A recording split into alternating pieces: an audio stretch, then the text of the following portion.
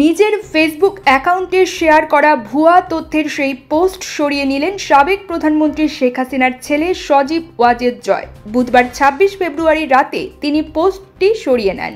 এর আগে গণ অভ্যুত্থানে ক্ষমতাচ্যুত হাসিনার পুত্র জয় তার পোস্টে একটি ওয়েবসাইটের লিঙ্ক শেয়ার করে দাবি করেন ওয়েবসাইটটি শফিকুল আলম এবং জুলাই আন্দোলনের কয়েকজন সমন্বয়কের ক্রিপ্টোকারেন্সি এক্সচেঞ্জ প্ল্যাটফর্ম বাইন্যান্স অ্যাকাউন্টের হিসাব প্রকাশ করেছে।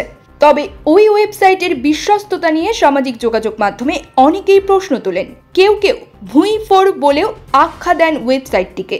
এই পোস্ট দেওয়ার পর জয়কে অপতথ্যের জনক আখ্যা দেন অন্তর্বর্তী সরকারের প্রধান উপদেষ্টার প্রেস সচিব শফিকুল আলম।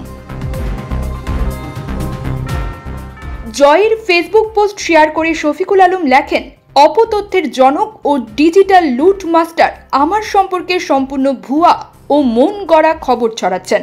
আমাদের জানা মতে এই ওয়েবসাইটটি ভুয়া সংবাদ প্রকাশকারীদের মধ্যে একটি। তিনি আরও লেখেন, আমি আগেই আমার সম্পদের হিসাব প্রকাশ করেছি। আমার কোনো ক্রেডিট কার্ড বা ডেবিট কার্ড নেই, শুধু একটি রাষ্ট্রায়ত্ত ব্যাংকে অ্যাকাউন্ট আছে। আমার বিরুদ্ধে কিছু খুঁজে পেলে খুশি হব। জয় পোস্ট সরিয়ে ফেললে শফিকুল আলম আরেক পোস্টে লেখেন, তথ্য বাবা ঘুম থেকে উঠে আমার সঙ্গে নাহিদ ইসলাম ও আসিফ মাহমুদ সম্পর্কে একটি ভুয়া খবর শেয়ার করেন। কয়েক ঘন্টা পর সেটি সরিয়ে ফেলেন। তিনি লেখেন, এই হলো সেই অপতথ্যের জনক যাকে বাংলাদেশ আওয়ামী লীগের সমর্থকেরা পূজা করেন। এই সেই তথাকথিত হার্ভার্ড থেকে পড়াশোনা করা ডিজিটাল লুট মাস্টারের কাজের নমুনা। এটি তার মায়ের কাছ থেকে পাওয়া এক ধরনের জিনগত রোগ, যিনি জন্মগতভাবে মিথ্যাবাদী। প্রেস সচিব লেখেন, তার মা একমাত্র সত্য কথাটি তখনই বলেছিলেন যখন তিনি গর্ব করে একদল মোসাহিব সাংবাদিককে জানিয়েছিলেন তার পিয়ন ৪০০ কোটি টাকা আয় করেছে।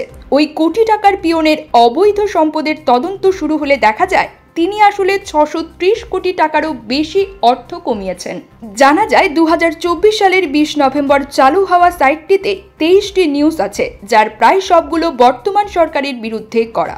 আমিনুল হক পলাশ নামের একটি আইডি থেকে নিউজটি প্রকাশ করা হয়েছে। পলাশ বুয়েটে ছাত্রলীগ করতেন।